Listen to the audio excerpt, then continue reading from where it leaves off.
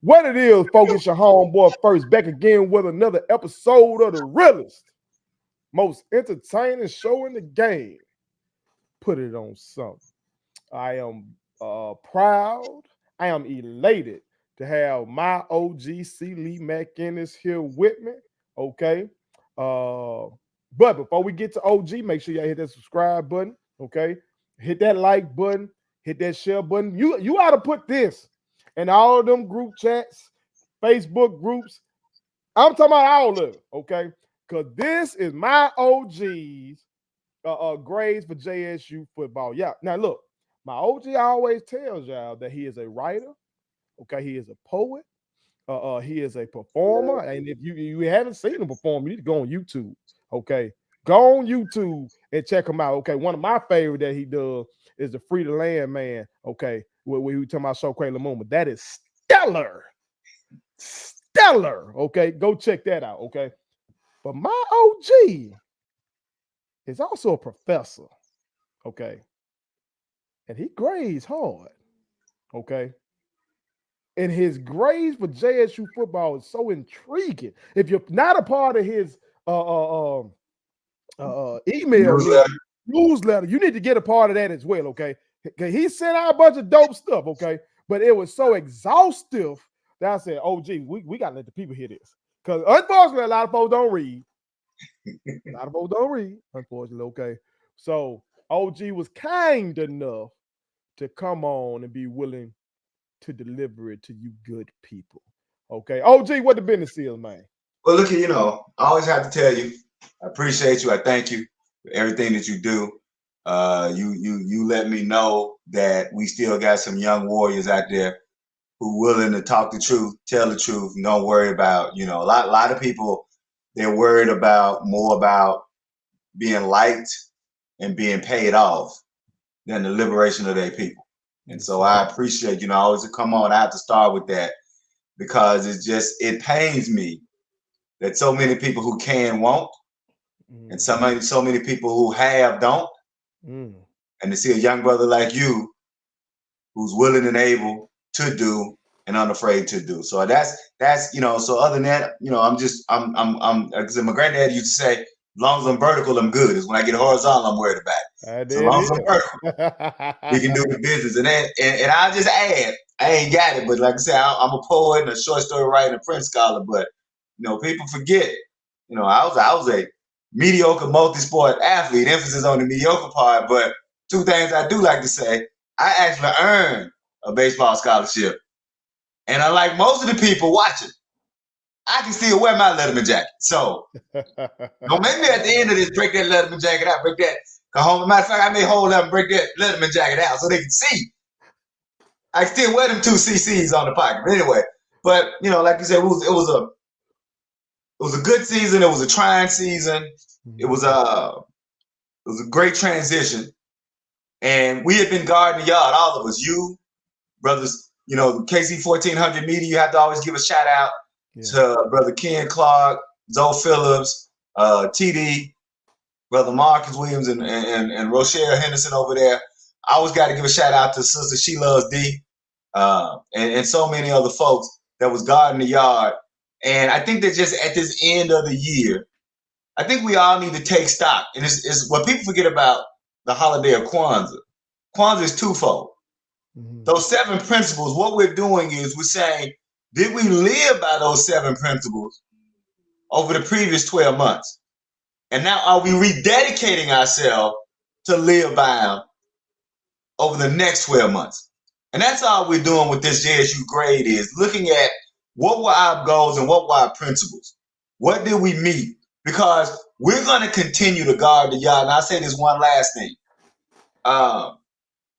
There are a couple of civil rights films that are out that I would like people to watch because they do one thing that people don't do a lot is they show you both the failures and the successes of the movement.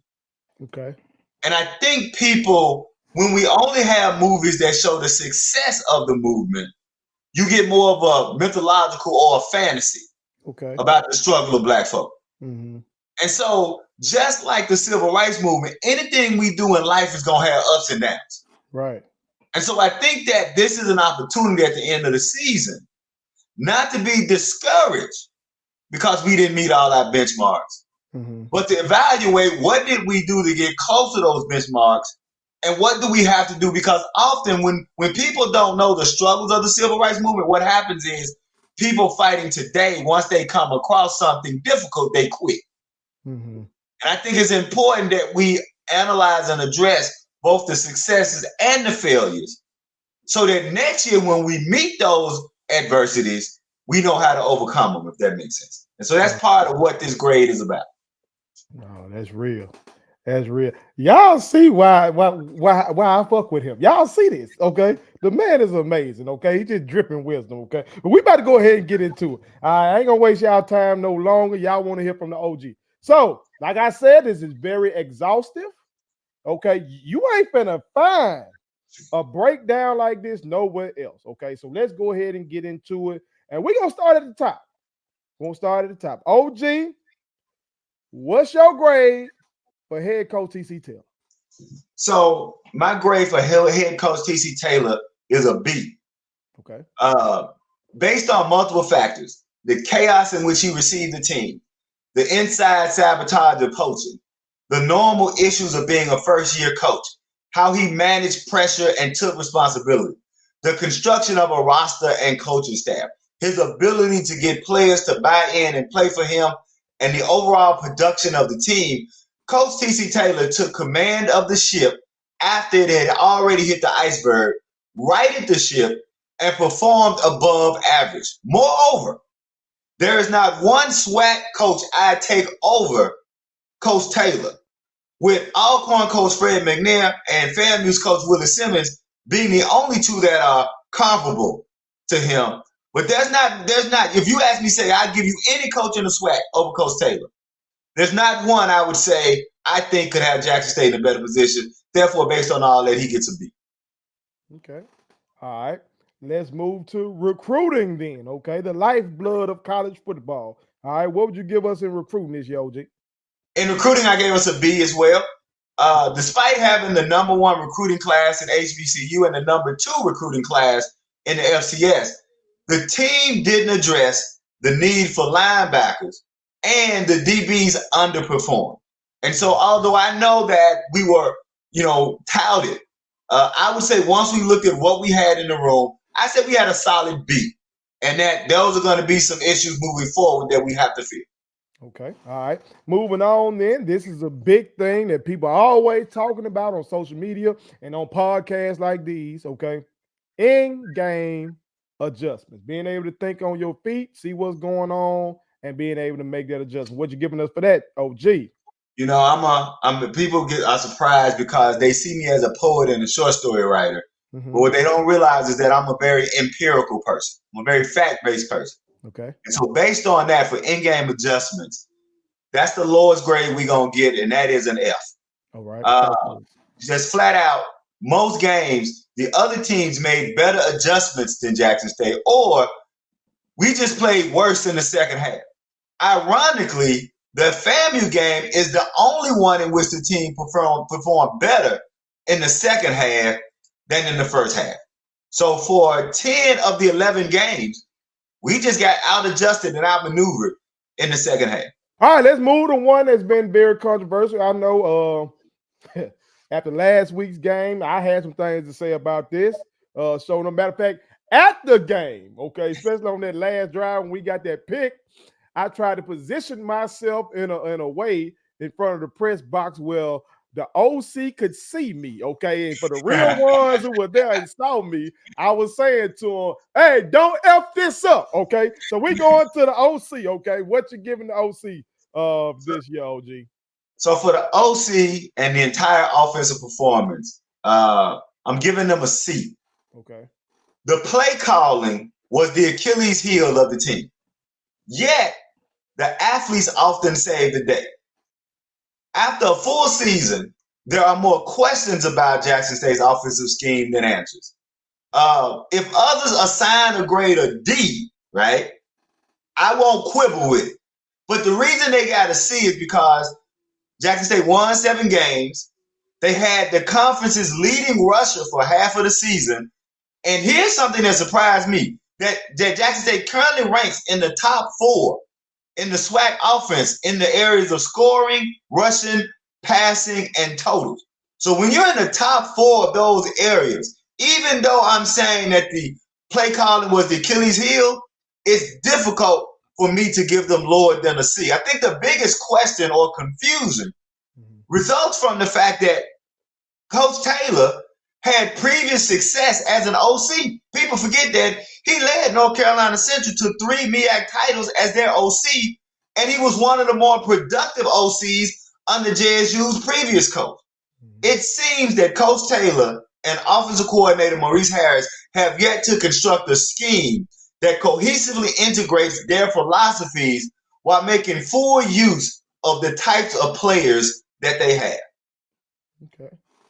Key points and great stats there.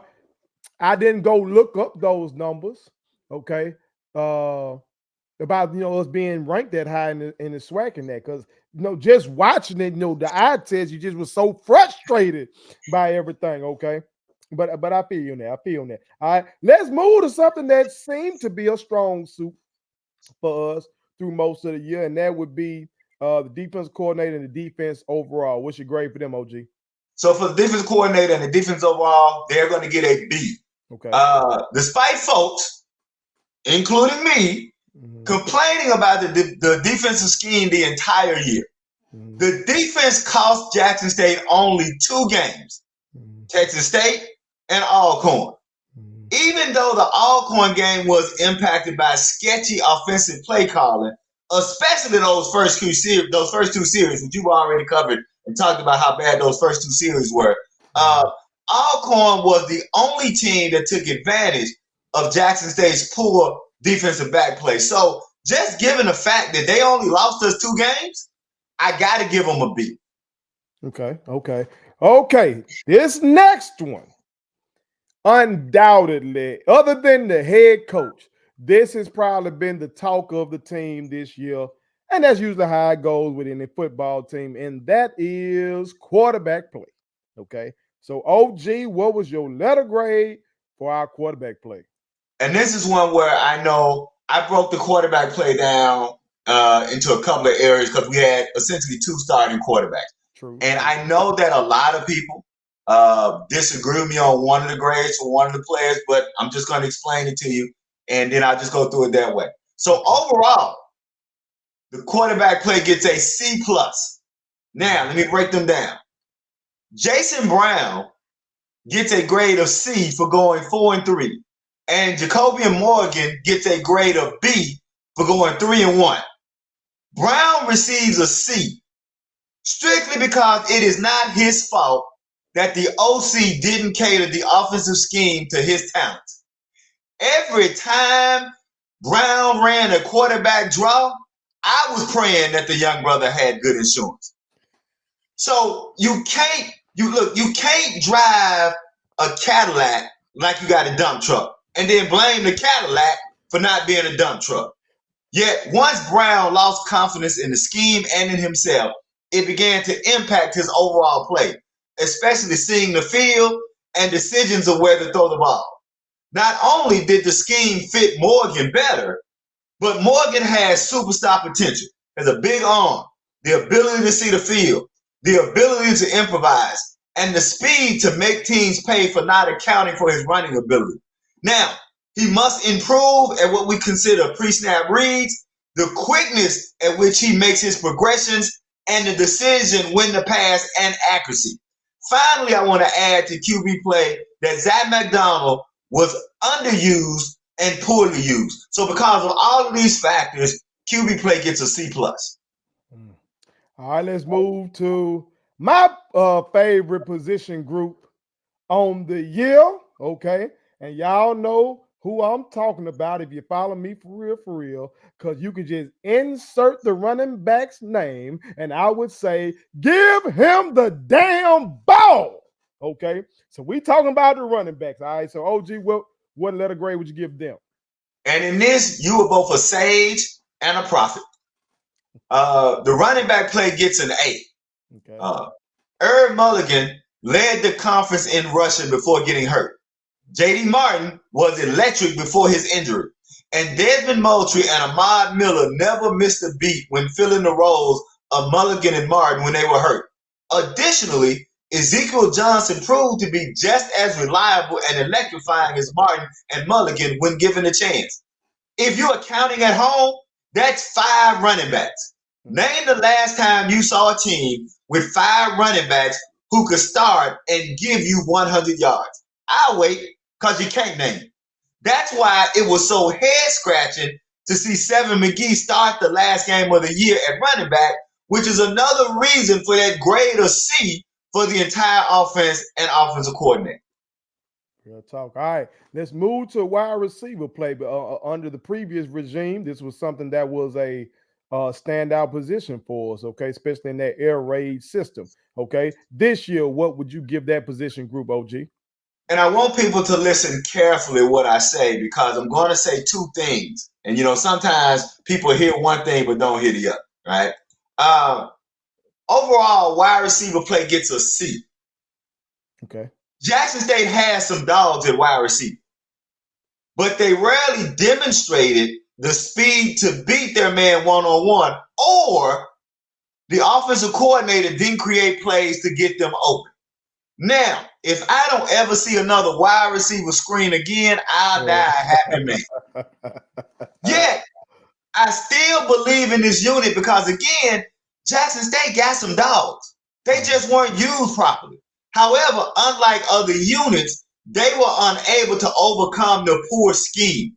See, most folks don't realize that individual receivers are more dependent on other people. They're more dependent on the O-line, the QB, the offensive coordinator, and other receivers doing their jobs properly than any other position. While I think that most Jackson State receivers have the speed to beat one-on-one coverage, they were rarely given the opportunity. As such, this grade is more about the poor use of the receivers than the receivers themselves. But there were a few timely and costly drops and fumbles by the receivers that also impact this grade of C. Okay, all right, that's real talk. All right, let's move to another area of supposed strength, at least coming into the season, okay? And that is the tight end room, okay? So, OG, what are you giving out tight ends for this year? The tight end play gets an A. In fact, I might want to give them an A+. Okay. When given a chance, this unit, especially DJ Stevens, Hayden Hagler, and Jensen Riley, they were the best TD unit in the conference. However, the optimal word is win, which was not enough. Still, based on targets and numbers, this unit was able to outperform the poor use of them by the OC. Check this out. In 2 games, Stevenson had just as many touchdowns as he had receptions, which proves that he was underused and still outperformed that underuse. Okay. All right, let's move on to them big boys up front. Okay, them ham hawk eating boys. Okay, them collard green eating boys. I'm talking about the offensive line. Okay, what's your letter grade for them, OG? I give the offensive line a B. Okay. Anchored by center Evan Henry, a solid mix of transfers, and a freshman with a bright future, Clay Davis. This offensive line is probably better than either of the offensive lines under Jackson State's previous coach. Not once during the 2023 season did the majority of Jackson State fans complain that the O-line was the Achilles heel of the team, which was often the complaint during the 2021 and 2022 season. So this again, and you can't have the running back who was leading the conference in rushing before he got hurt, 600 yards at the halfway point, if the offensive line isn't doing their job. So they get a solid B. Okay, all right. Let's go to the other side of the ball then, okay? And you know how I feel about them boys out there. If you follow me for real, Thanksgiving is approaching. So I'm still saying, where are the OG grannies that's going to cook for our defensive line, okay? All right, but we finna see, do they deserve, okay, that good turkey and that honey baked ham. We finna see if they deserve it, and that dressing based on the OG's letter grade. What letter grade are you giving the defensive line, OG? Defensive line gets a solid A. Ooh. Now watch this. By the numbers, they were adequate to good. Okay. They were third in sacks, third in third down conversion, second in defense efficiency, and seventh in rushing. Like the running backs and the O-line, this was the only other unit in which I had full confidence. Furthermore, in setting the tone for the game in the first quarter and making big plays in the fourth quarter, the D-line was often the saving grace of the team. As such, Philip Whale, Afton Smith, Cornish Miller, True Thompson, Julius Reynolds, Devontae Davis, Tyus Martin, and Jeremiah Williams were as advertised. Please forgive me if I forgot someone, because this unit was the truth. Grandmamas, get the plate ready. OG gave them an A. Okay, so get them boys fed for Thanksgiving. All right, moving on, OG. Let's move to our linebackers. Okay, what are you giving this unit? Woo, this was a rough one. Okay. And I'm gonna have to explain it. I had to give the linebacker play a D. Isaac Peppers was the highlight of the crew, and I gave him individually a grade of B. Okay. Alan Walker, Joshua Clark, and Khalil Arrington, they were collectively solid with a grade of C. Sometimes being solid, equally consistent, doesn't get enough credit. So I won't argue if anybody wants to give those other three linebackers a grade of B.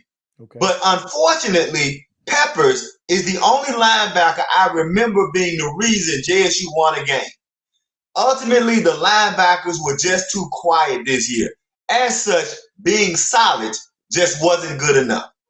Okay. All right. Let's move to another one then. That this position group has been one that we've talked about a lot in the podcast game. One that has really received a lot of fanfare, both good and bad, on social media. And that is our DBs. Okay. So what are you giving them, OG? This is the one that's probably going to shock a lot of people. Okay.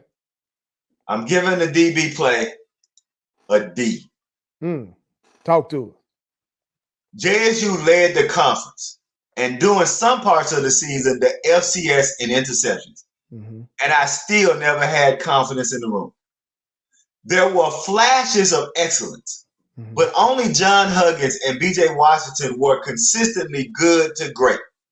In fact, in most of the games, the DBs were often beaten badly by the opposing receivers, but they were mostly lucky that they were playing against poor quarterback play and poor coaching. The Alcorn game shows what happens when the opposing team has at least an average quarterback with a good coach who can take advantage of poor DB play. Yet the irony is that this year's DB play wasn't much worse than last year's DB play, because I didn't have much confidence in that DB room either. It was just that the front seven last year was so great that it hid a lot of the deficiencies with the DB play.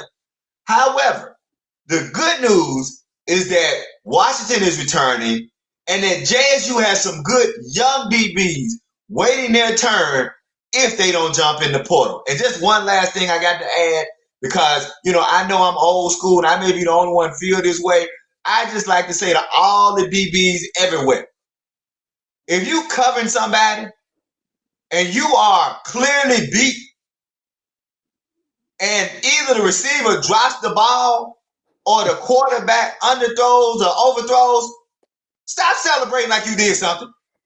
You didn't lock nobody down. You didn't handcuff nobody. You just thank whatever God in which you believe and run on back to the huddle. Stop celebrating, because everybody out there saw you was beat. We all saw you was beat. And that's all I end on that. And that ain't just that, all DBs everywhere. Stop acting like you did something when you did. Let's move on. Oh, I'm laughing so hard, America, because he said this live at the game when I was sitting with him. He was high. Some boy did that. Some boy was burnt. It wasn't the Alcorn game. It was our previous game. I think Texas Southern game. Somebody was beat. Okay. and the boy just dropped the ball, or like you said, it might have been an overthrow or something like that. And one of them boys showed up, got up and put that strap on, like he had just locked him up. And OG lost it. Okay, all right, moving on then to a unit. Whew, that was adventurous this year. Okay, from the FAMU game to the injuries and everything in between. Okay, and that is special teams. So, what are you giving the special teams, OG?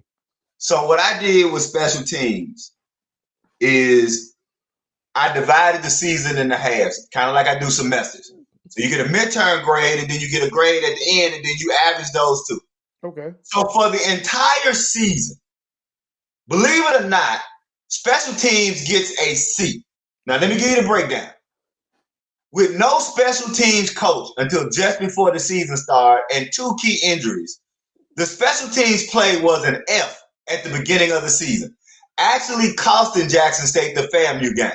But by the end of the season, special teams raised its level of play to a grade of B, equating to a total of C this year. However, if some argue that the level of play only rose to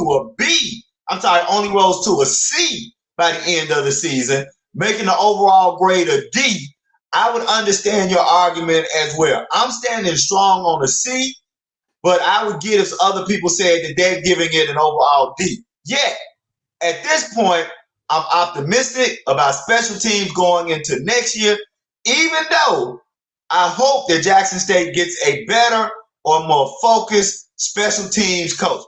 Because even though the kicking aspect improved, I never gained full confidence in the return or coverage play.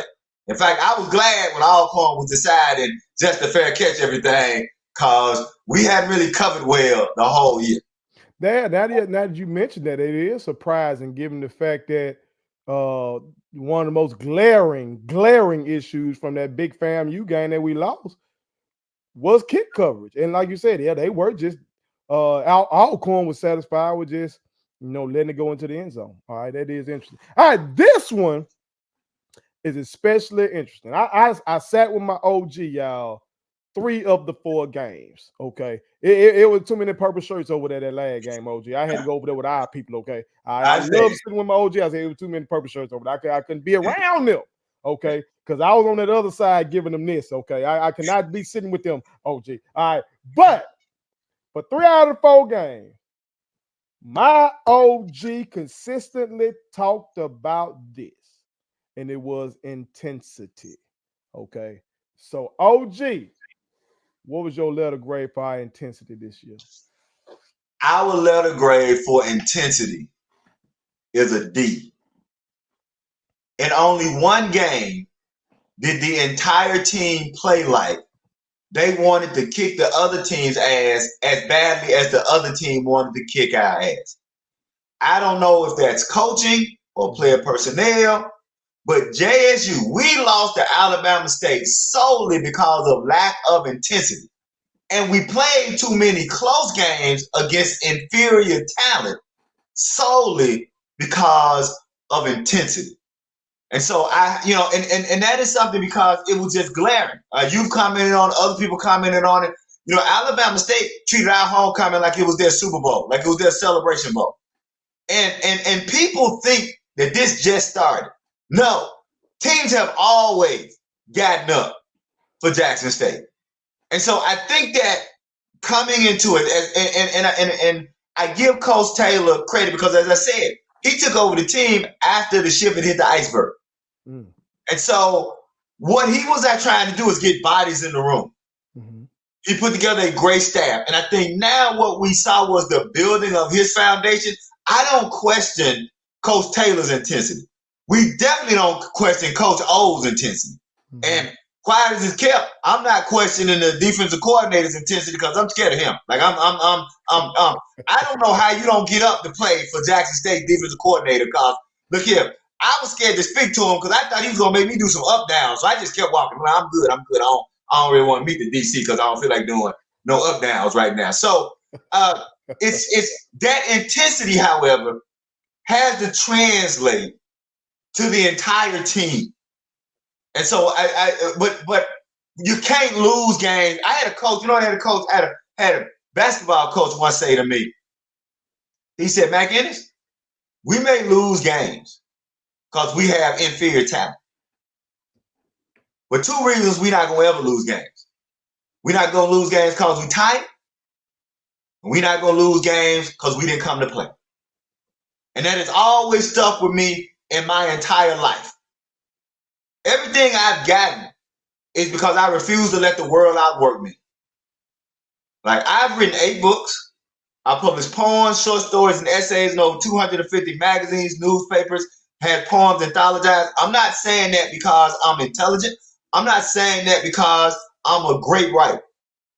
I'm saying that, brother, first, because I write every day and I'm intentional about my writing every day. One of my heroes that you know, somebody I had the pleasure with whom to work, was Prince. When I was 15, I read a quote by him. Prince said that when my friends were playing, I was working. When they were sleeping, I was jamming. Every morning they woke up, I had a new groove. Intensity is simply about being outworked. And we essentially were outworked in the majority of games that we played. And I think that writing skill doesn't matter. If you don't have the will, skill doesn't matter. And that's why it bothered me so much, because that block means something to so many of us.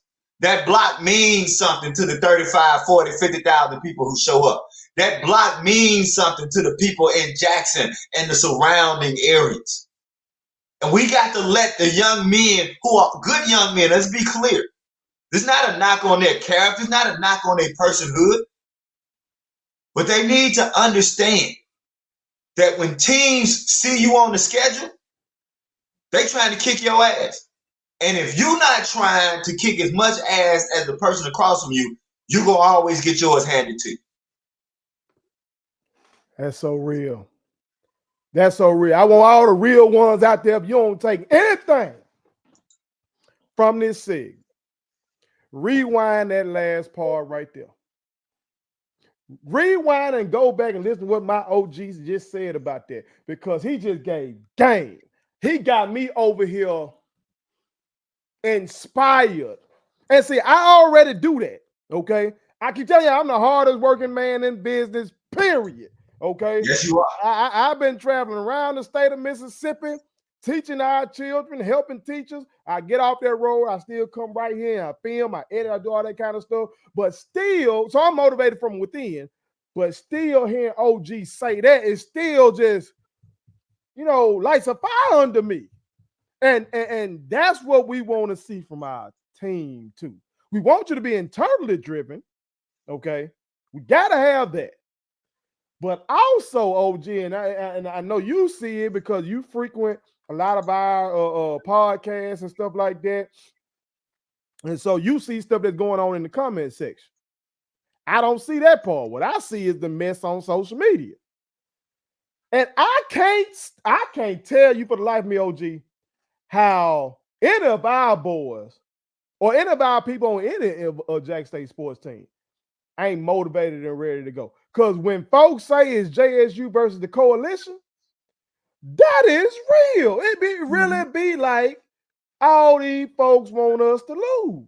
Be really praying on our downfall and so celebratory when we lose and stuff like that. Like the vitriol I've seen when we lost this year or in those previous 2 years when we lost Celebration Bowl, it's been insane.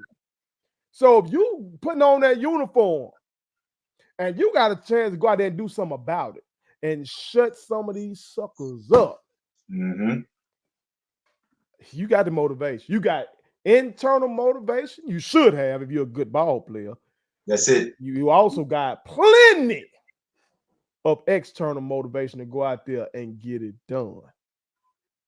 And that's life as well. OG just talked about it with his poetry and everything he's written and been published and everything like that. I talk to y'all about what I do all the time, but these are life lessons. And sports is a big metaphor for life. So let me round it out because I wrote this and I posted it in the newsletter Sunday. Mm-hmm. And I was glad to see that when I gave the overall grade, because I gave Coach Taylor a B, Right. he gave himself a C. And if you notice, I gave all these. So I was glad mine came out. But if you look at all my numbers, it's just like an academic, right? So for A, you get a 4. For B, you get a 3. For a C, you get a 2. For a D, you get a 1. And for a 0, you get nothing. Mm-hmm. And so what I did was I added up everything. And just like Coach Taylor gave himself a C, for all those grades that you just heard me recite, the overall for the 2023 Jackson State football team overall score is a score of a C, which is 2.3. While 7 wins is a good start for the Coach Taylor era, that's only 64%, which is by definition a D. Mm-hmm. However, after losing 60 players, having the entire world trash you and your program, and having most people predict that the team would win only 3 or 4 games, Coach Taylor proved that he is the best man for the job because unlike most SWAC teams, Jackson State's future looks bright. And on a final note, which will be the only note that I'll be subjective rather than objective, I'd like to mention that buffoon representing Southern University, who called into one of the HBCU YouTube platforms and stated, quote, "My brother told me that TC is just not a good coach," end quote. Well, it seems that his brother should have been more focused on Southern's coach as he was relieved of his duties after just 2 years on the job. As such, while I have no idea, let me be clear, I have no idea what JSU's offensive philosophy is, Jackson State has a starting QB, Mr. Morgan, with a great upside heading into next season with some dogs at running back and receiver. If everything remains the same, the D-line and O-line will return good to excellent pieces, and the tight end room will be good to great, with Mr. Riley returning as the anchor, and I think Hagler is returning as well. The major question marks will be the DB room, the linebacker room, and the offensive coordinator. To be clear, questions don't mean that they are terrible. It simply means that we don't know what we have or what we'll have in those positions. But Coach Taylor and the returning players have shown enough to warrant fans feeling optimistic about next year. For all those folks waiting on Jackson State to be trash, it seems they got to wait a little bit longer since most of their teams were the trash that they expected Jackson State to be. That is all. OG, I'm so glad that you mentioned the roster turnover in your synopsis. Okay. Because so many people, I can't watch a Colorado game. I know you don't watch, OG, but I can't watch their game without it being brought up that this is a brand new team. This is a brand new team. None of these guys were here last year. They keep making that a part of his narrative. They made it a part of the narrative when they were winning, but they sure enough that made it a part of the narrative. Now that the bottom then fell out over there, and these folks up here, he got one of his own players tweeting out stuff about they playing selfishly and they can't block for Shadul and all that kind of stuff. But when it comes to our team, folks act like that shouldn't be a part of our narrative, that this is basically a brand new team. Where we lost our quarterback, lost our leading rusher from last year, we lost your leading receiver, you lost your defensive player of the year, you lost your guy who was your sack leader. We lost all of these things. We had a brand new team, basically. Mm-hmm. But people are saying, oh, y'all with these, oh, it was his first year narrative. They ain't no damn narrative. That's the truth. Like, people use narrative all the time, like in the negative sense of the word. But sometimes the goddamn narrative is just the truth. Yep. It really was his first year, and he did not have all these returning guys. And I'm speaking as somebody, as my OG told y'all, he was a former athlete. Well, I was a former athlete and a coach. Mm-hmm. I had to take over a basketball program. I lost 4 of my 5 starters, okay? So everybody on my team was somebody who was new to their role, including me. being new to that role while having to deal with all the other stuff that came with me being a great teacher. Okay. So did I win the state championship that year? No. But my predecessor didn't win the state championship that previous year either. I won the district championship. That's the same shit that my predecessor had done. Okay, we won the district championship. So at the school I was at, though, they contracted the schools, and I didn't get a chance to have a next year. But my next year was going to be stellar because I had those lessons to fall back on. I knew what worked. And my culture was bad my first year. Some of those bad culture guys were about to get on out of there, okay? And I was going to have folks that I can groom. This is the same kind of stuff I bet that Coach T.C. Taylor is thinking, you know? So as OG said, I'm optimistic about going forward. I think we do have the head coach for the job. Seem like the kids like him, especially if you keep up with these youngins on social media. I haven't seen anybody on our team tweet out what that boy out there in Colorado tweeted out. I have not seen anybody say that we were selfish this year. Right. I haven't seen. I see them saying they'll run through a wall for TC Taylor. And I think that also for everybody, the portal, the door opens and closes both ways. Undoubtedly. And so I think people are going to have to realize that just like we're going to get in new people, we're going to lose people. Mm-hmm. And that who you get in and who you lose, or who you lose, who you get in, that's not going to make or break. I think that all fans, right? I think that all fans are going to have to get used to losing players that they may like or players they may think are going to be big contributors. The new world. It's just, and what a lot of people, again, a lot of times it's people who haven't played sports. Mm-hmm. Sometimes you don't necessarily leave because a coach is bad or the team is bad. It may just not be the fit for you. True that. You know, I talked about young brother Brown. The system just wasn't a fit for him. Mm-hmm. And so I think that if he had another year, he might would decide, well, hey, maybe I need to go find a system that fits. So we have to, because the narrative is going to be, everybody else is going to lose players, brother first. Everybody else is going to lose players. But when Jackson State loses a player, it's going to be, TC. Right? And I think a lot of that is the you have some what I call the latch on Jackson State people who came under the celebrity coach thing. Mm-hmm. And they wanted another celebrity coach. Not the true blue Jackson State people. Mm-hmm. But there are some people that when you see them in the chat, now again, I only go to two. I go to KC1400 and I go to She Loves D because, you know, those are more Jackson State thing. I try to stay away from, I try to get the stray dogs out of the chat at KC1400. I just don't understand if you love your school, why you always at KC1400. Like, no one has been able to answer for me.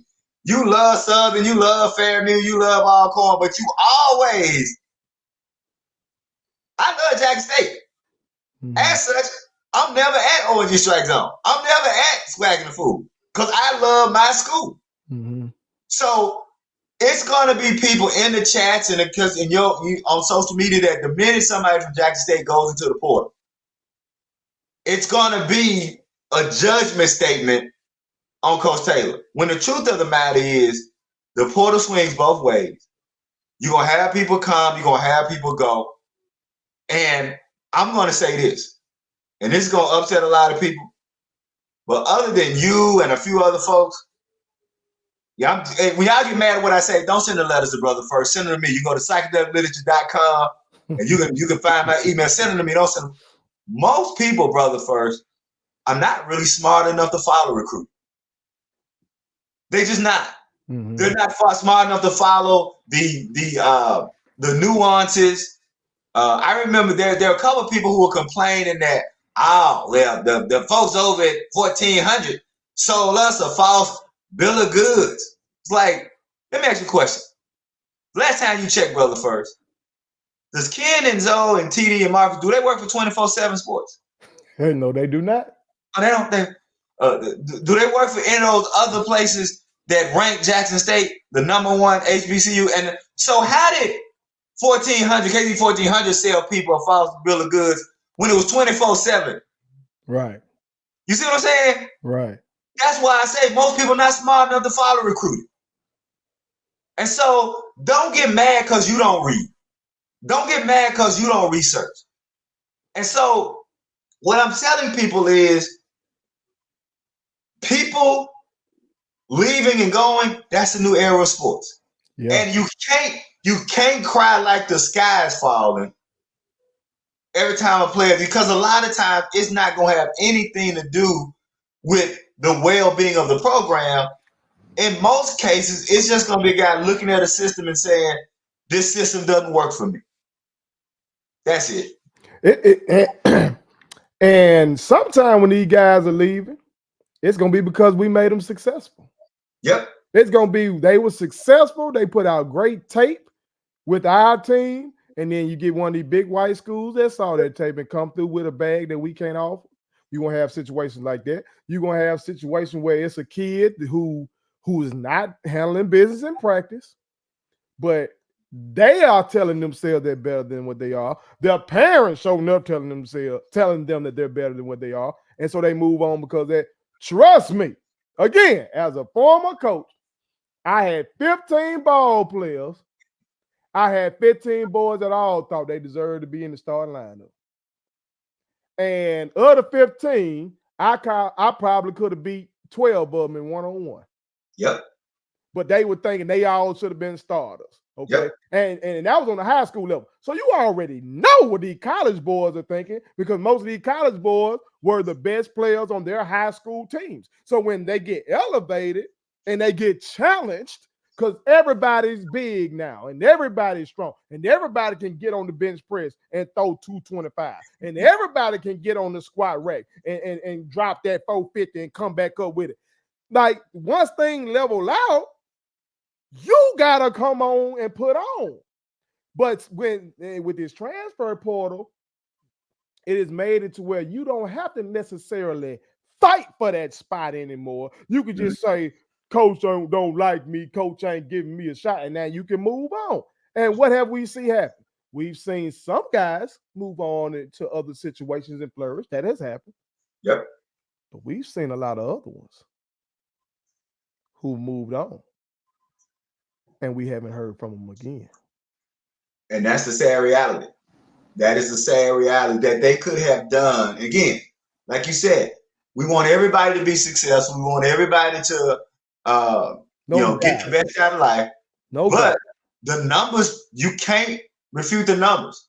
The vast majority of players that left Jackson State did not go to greener pastures. The vast majority of the players who left Jackson State are not being able to put up tape to get drafted in the NFL. That's just an empirical fact. Now, again, we're not saying they should have stayed. Everybody has to make the best choice for them. But if you're looking at the numbers, it's always better to play than to go somewhere and not. I'll give you a kind of example. My senior year in high school. So my coach, my baseball coach, after my junior year, went and took another job somewhere else. The football coach became the baseball coach. Mm-hmm. He told me straight up, he said, look here, and I can't remember baseball, you have 15 to 20 players. So I'll just say 15. He said, Matt, you're a senior. We have another player that's a junior. The other 13 players going to be ninth graders. First, if I could have transferred out, that ain't got nothing to do with the coach. That ain't got nothing to do. I'm a senior. I'm trying to put up numbers to get a scholarship. Now, I will give this guy credit. And me and him didn't really get along. But since he knew we was going to get cut, for a lot of y'all in baseball, they called it out the 10-run rule. What he did first, he said, what I'm going to do is I'm going to move you up in the lineup. You're going to get 2, maybe 3 at bat. So, but if I'd have been given an opportunity, that would have been a perfect example time for me. Let me go transfer. But then I thought about it first, what you just said. Because I got moved up in the lineup, I was able to put up numbers. Mm-hmm. And I eventually ended up getting a scholarship. I got one scholarship to one school. But what scholarship would I have gotten had I probably gone somewhere else and split time my senior year and not been able to put up numbers. Mm-hmm. That's what people need to understand. And that it's this part of life now. And look, I couldn't do it for the life of me. I can't say this was, well, I'm not gonna speak on it. There was a coach that just retired. I was gonna say I think this coach, that notable college coach that just retired, may have done that because he didn't want to deal with the poor. But I don't want to put that out there because I don't want to speculate. I think Roy Williams from North Carolina and PWI ball. Coach K from Duke. Like, it's some big names that are retiring now instead of doing this transfer portal. Exactly. Because it's a new world. Yep. And you got, it's kind of like your woman. If you got a pretty woman, you ain't the only one that want her. And so you got to be on your game to not only get her, but to retain her. That's it. It's a day-to-day thing. And so now these coaches, you got to build good programs, and you're going to retain most of your good folks. If you build a good culture, good program, you're going to retain most of except for, again, with us being an HBCU, we can't forget this when these PWIs swoop in with the bags. Okay, and we keep talking about financial literacy, financial independence. We keep talking about group economics. I think Ken Clark and them boys do a fantastic job with the group economics over there. Okay, but we got to do all that kind of stuff because what these folks, the discretionary spending money that these folks got. Me and my brother Ray Cesar Leo just on the call and talking about how my brother Thaddeus Reed was acknowledged for his giving at the football game. Okay. But my brother was telling me about how one of Ole Miss's biggest boosters owns part of FedEx. He told me about one of Mississippi State's biggest boosters owns part of Brian Wieners and stuff. Like, we talk, that's what we competing with when some of these folks like Herb Mulligan put great tape out there. You better believe one of these moneyed folks from one of these PWI saw that. Hopefully Herb don't try to run for the bag, but I'm just saying, y'all, that's the kind of stuff we're dealing with. So don't be getting on the apps and in the group chats. If somebody leave one of these schools, don't look at it as one of these black inferiority moments. Okay. Oh, see, that kid went down there. I told you TCU, HBCU can't do it. These folks got money. They got stupid money that they've been passing down since we were enslaved. That's right. So we are still playing catch up. So don't play into that white supremacist narrative if that should happen.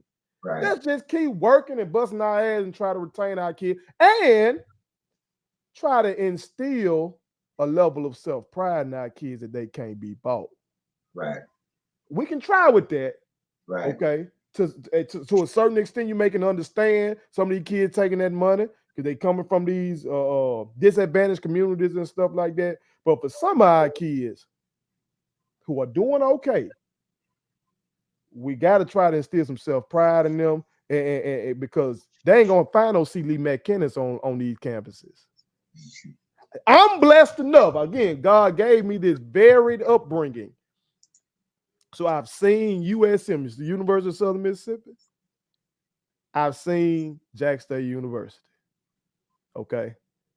And just a handful of classes I took at Jack State University, I was in awe of the 3 black men that stood before me.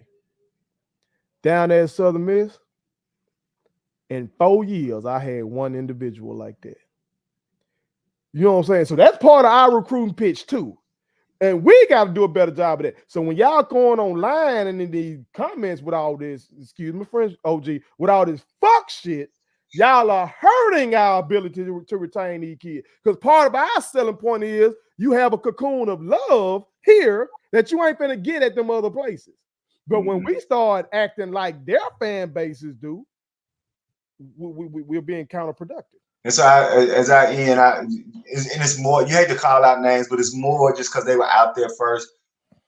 I like to give a shout out to 2 players in particular.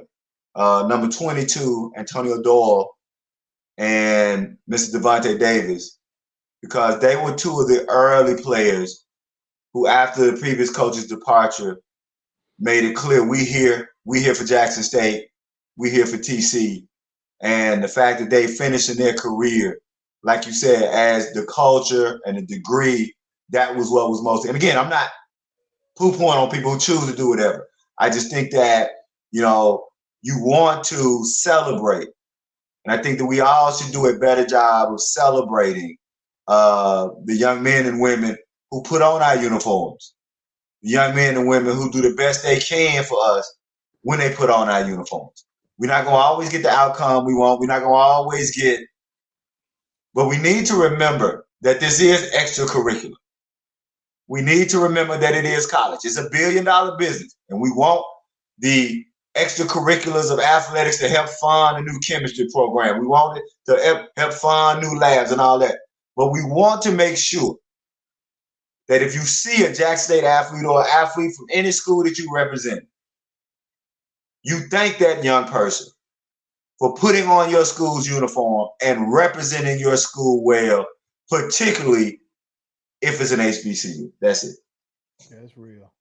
That's real. Well, real ones, I speak for all of y'all when I say thank you to our dear OG. Okay, as I told y'all that he grades hard. Okay, but his analysis, it was on point. Okay, OG was an athlete. Don't let OG keep getting y'all with the mediocre part of the 3-sport athlete. Okay, OG, from what he tells me, may not have been given the physical attributes to be one of these great athletes. But y'all can hear my OG think that game now. So don't play with the OG now. OG can go on any one of these podcasts and read your program if need be. Okay. And so again, I speak for all the real ones, OG, when I say we appreciate you, we love you, and can't wait to hear maybe your grades for basketball. Okay. Basketball is on fire right now. Okay. For all y'all out there, I keep telling y'all, basketball is on fire. So make sure y'all get behind them. All right. Put it on something. Please subscribe to my daddy's YouTube channel, because the more subscribers he gets, the more attractive he looks to sponsors. The more attractive he looks to sponsors, the more money he can make. And the more money he can make, the more money he can spend on me.